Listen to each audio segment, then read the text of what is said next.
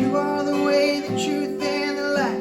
You are the blood, the water, the vine. You are the word and you are the light.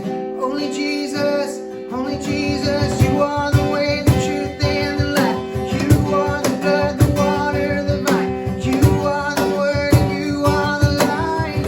Only Jesus, only Jesus. You are the way, the truth, and the life. You are the blood, the water, the vine. You are the word and you are the light. Only Jesus, only Jesus. Only Jesus.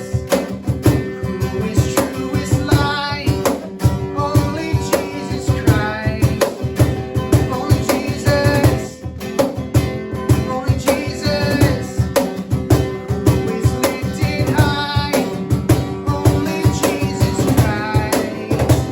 Only Jesus. Only Jesus. Who is true is light. Only Jesus Christ. Only Jesus. Only Jesus. Who is lifted high.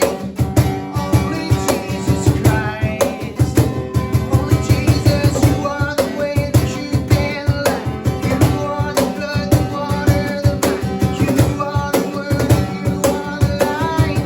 Only Jesus.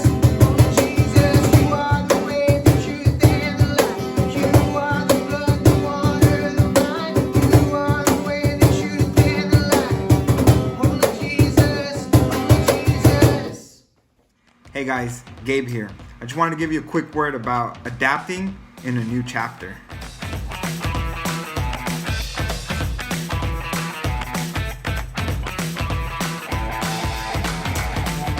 So, I know y'all read the Bible, right? Well, today I wanted to bring up a story about these three guys. No, not those guys. These guys. I'm for sure not talking about those guys. I'm talking about these guys. Shadrach, Meshach, and Abednego. We know these are the three guys that King Nebuchadnezzar threw into the furnace after they had refused to worship the idol. But before they even got to that point, who were they? In the book of Daniel, chapter 1, verse 4, it gives us a little description of what they looked like. He said, "Select only strong, healthy, and good-looking young men," he said. "Make sure they are well-versed in every branch of learning, are gifted with knowledge and good judgment, and are suited to serve in the royal palace. Train these young men in the language and literature of Babylon. The king assigned them a daily ration of food and wine from his own kitchens. They were to be trained for 3 years, and then they would enter the royal service." I'm pretty sure these guys had their own agendas each and every day. I'm pretty sure they didn't plan to be included into the royal service. They didn't plan to be royal servants. They had probably daily prayers, daily times of worship, maybe 3 or 4 times a day, maybe time with family, time with friends, time where they had to go into the synagogues or to their churches. They had their schedules, they had their agendas, and all that changed for them. Just like today, we have to adapt, we have to change. You know, this whole pandemic thing hit us, and we have to adjust, we have to change. But you know, through the whole thing, God was with them. God was with them, and He's with us now. God was with them whenever they had to go through this time of study. God was with them whenever they had to go through the time inside the furnace.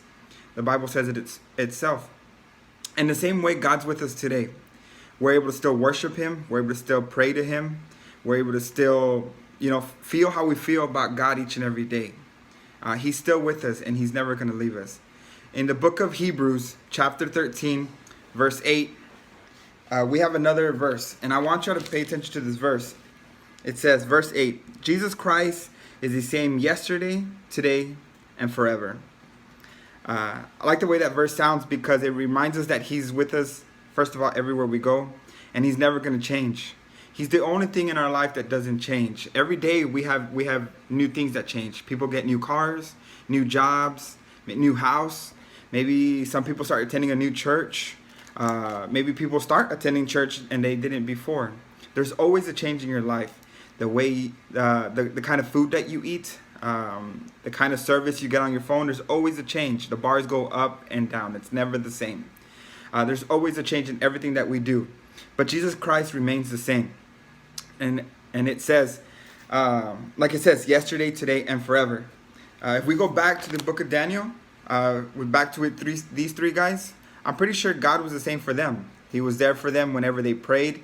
He was there for them whenever they needed him. He was there for them whenever they felt alone, maybe. And that might be you and I today. Maybe you feel alone. Maybe you feel like you're going through these changes all by yourself. And I want to tell you that you're not. And God's with you the whole time. God is with you from the moment you wake up to the moment you go to sleep. Through these changes that you're going to have to adjust to, now that people have to go to school online, these students have to go to school and they have to watch a teacher virtually, God's going to be with you still. You may not be able to go to an actual campus and hang out with your friends and maybe have a debate with your teachers, but God's still going to be with you. Just as he was with you when you were in school, he's going to be with you whether you're at home or in a library or wherever you may be at, you may be studying. He's going to be with you. Like I mentioned, things change each and every day, but God will always remain the same.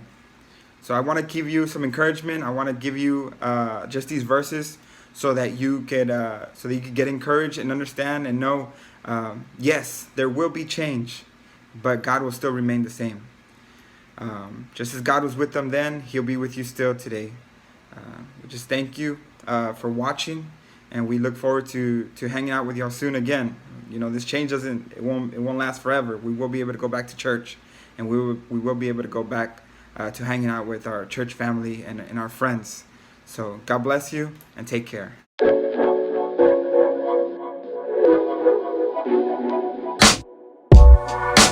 Time for the fun, time for the fun.